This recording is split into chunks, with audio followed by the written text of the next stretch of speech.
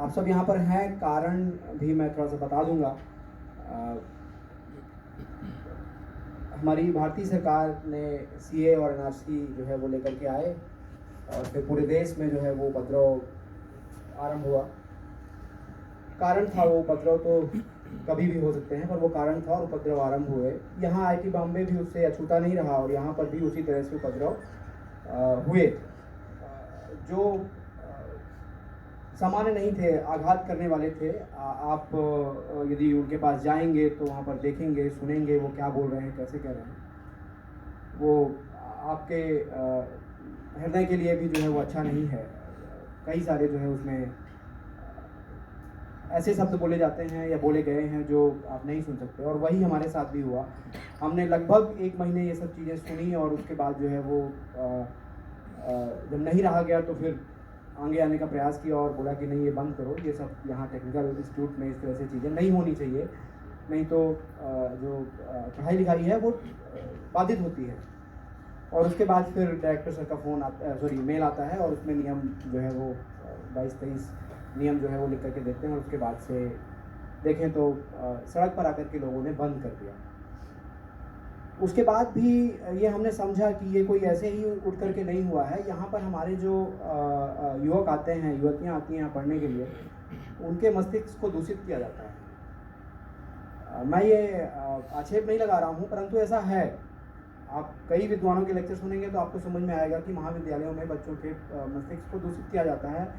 हमारे भारतीय संस्कृति और उनकी ही जो संपत्ति है उसी को जो है उल्टा सीधा बता करके और ये चीज़ें करके, वो भी बड़ा कष्टदायक है, हमने भी सुना। तो ये सब के बाद फिर हमने सोचा कि नहीं, यदि हम थोड़ा बहुत कुछ कर सकते हैं तो हम अमीर जी जैसे जो व्यक्तित्व हैं उनको बुलाएंगे, लोगों से चर्चा करवाएंगे, बच्चों के साथ बैठेंगे, उनके साथ करेंगे, और फिर वो जो सिलसिला है वो चलता रहा और अभी चल रहा है। तो आप सबके सहयोग के लिए धन्यवाद। बहुत धन्यवाद संदीप जी।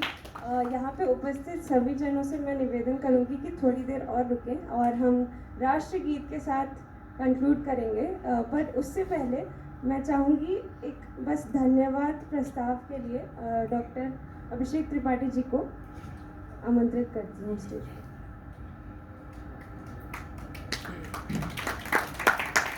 बहुत बहुत धन्यवाद ऋषिका जी। आप सभी लोगों को नमस्कार। आज के इस कार्यक्रम के अंतिम सोपान उपसंहार एवं धन्यवाद प्रस्ताव के साथ मैं आप सभी के समक्ष उपस्थित हुआ हूँ। हम सभी ने आज के विषय रामायण के पन्नों से जीवन की सीख इस विषय पर हमारी मुख्य वक्ता सुश्री अमी गणात्रा जी का एक सार गर्भित उद्बोधन सुना। मैं मानता हूं कि एक समालोचनात्मक चर्चा रही है जिसमें वक्ता और श्रोता दोनों लोगों ने मिलकर अपनी भूमिका का सतत निर्वहन किया है। तो एक श्लोक है कि सुलभा पुरुषा लोके सततम प्रियवादिनः अप्रियस्य च पथ्यस्य वक्ता श्रोता च दुर्लभा।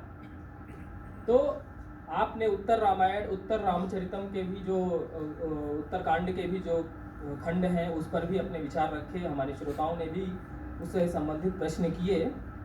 इस पर विवाद था, है और रहेगा भी कि वह कितना सत्य और कितना सार्थक है, लेकिन ऐसी चर्चा करके हम ऐसे विषयों पर अपने जो विचार व्यक्त करते हैं वह सभी के लिए लाभदायक होते हैं, ऐसा हमारी श्रोता जी के द्वारा किया गया। आपने भगवान श्री रामचंद्र जी के कुछ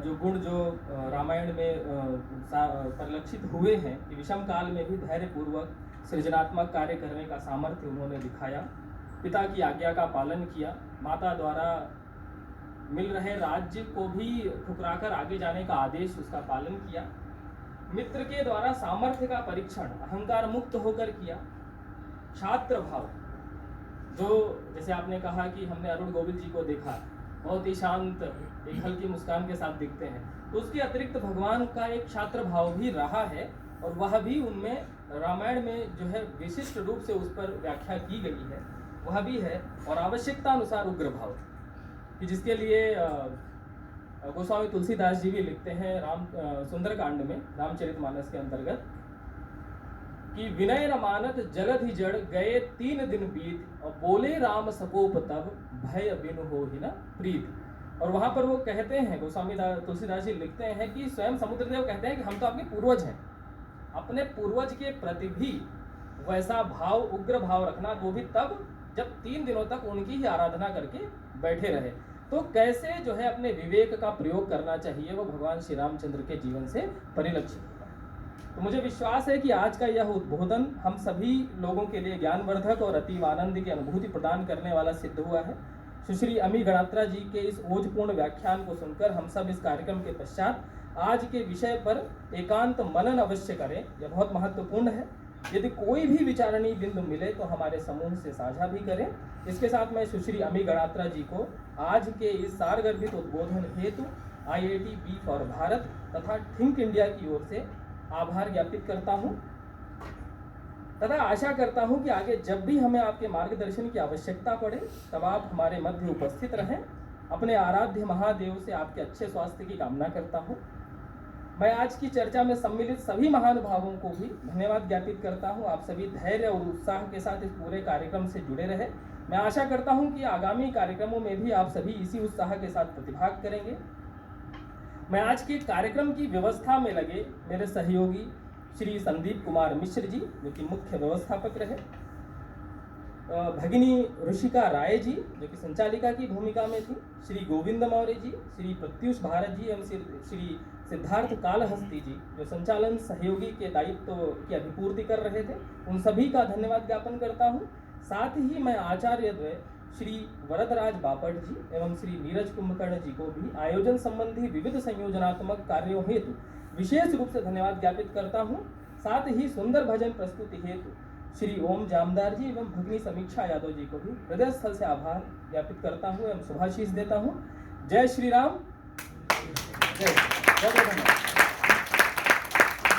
धन्यवाद।